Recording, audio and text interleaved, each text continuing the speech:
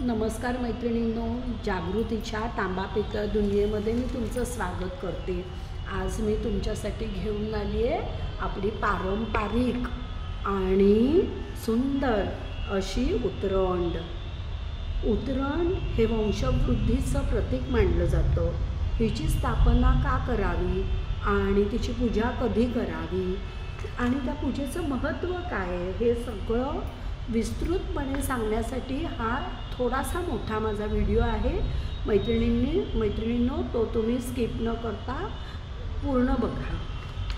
हिची स्थापना का करावी की आपल्या घरातलं जे धान्याचे जे कुंभ आहेत ते कधीही रिक्त राहू नयेत। आपल्याला कधीही धनधान्याची कमतरता पडू नये। अन्नपूर्णा मातेला केलेली उतरंडीच्या रूपाने ही प्रार्थना असते। पितळ आणि तांब्याची उतरंड असावी, कारण सात्विक ऊर्जा, स्वतःकडे सकारात्मक लहरी ज्या असतात त्या आकर्षित करणारे हे दोन धातू आहेत। हिची खरेदी कधी करावी तर मंगळवार, शुक्रवार, पौर्णिमा, दसरा, दिवाळी ह्या कोणत्याही दिवशी तुम्ही हिची खरेदी करू शकता। गुरुपुष्यामृत ह्या दिवशी ती तुम्ही घेऊ शकता। ह्या 5 कुंभाची घ्यावी किंवा 7 कुंभाची घ्यावी, तांब्या आणि पितळेची घ्यावी। हिची प्राणप्रतिष्ठा जी आहे ती पौर्णिमेच्या दिवशी करावी।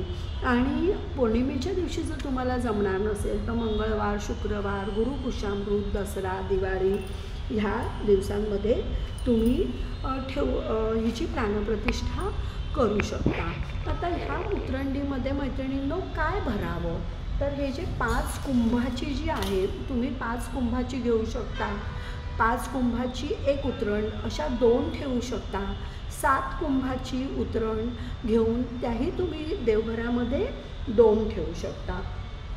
आता गहू सगळ्यात खालचा जो कुंभ आहे त्यामध्ये गहू ठेवावे आणि त्या गव्हामध्ये 1 रुपया जरूर ठेवावा।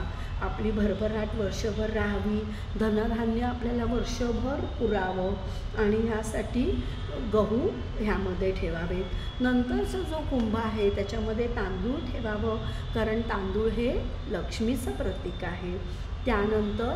त्यानंतरचा जो कुंभ आहे त्यामध्ये धने ठेवावेत। धने कुबेराला अतिशय प्रिय आहेत। त्यानंतरचा जो कुंभ आहे त्यात कुंकू ठेवावं, जे सौभाग्याचं प्रतीक आहे। आणि नंतर आरोग्यदायी अशी आपल्या आरोग्यासाठी हळद ठेवावी।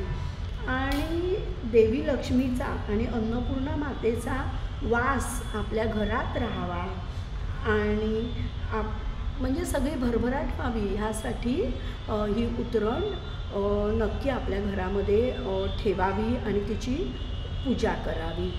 आणि ह्या उतरंडीमधलं जे धान्य आहे ते पौर्णिमेला किंवा मी सांगितलं तसं मंगळवार, शुक्रवार ह्या दिवशीसुद्धा तुम्ही बदलू शकता।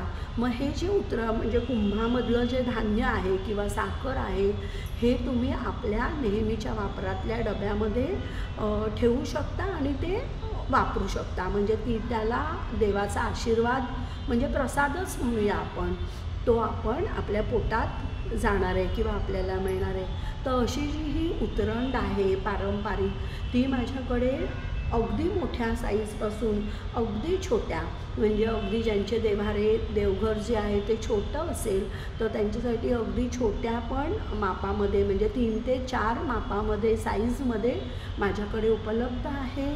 स्क्रीनवर दिलेल्या नंबरवर तुम्ही नक्की कॉन्टॅक्ट करून मला व्हिडिओ कॉल करूनसुद्धा तुम्ही ह्या उतरंडी बघून चॉईस करू शकता। तर मैत्रिणींनो, तुम्हाला हा व्हिडिओ कसा वाटला ते कमेंट बॉक्समध्ये मला नक्की सांगा। माझा चॅनलला तुम्ही सबस्क्राईब करा आणि आपले आशीर्वाद कायम माझ्यावर राहू दे। धन्यवाद।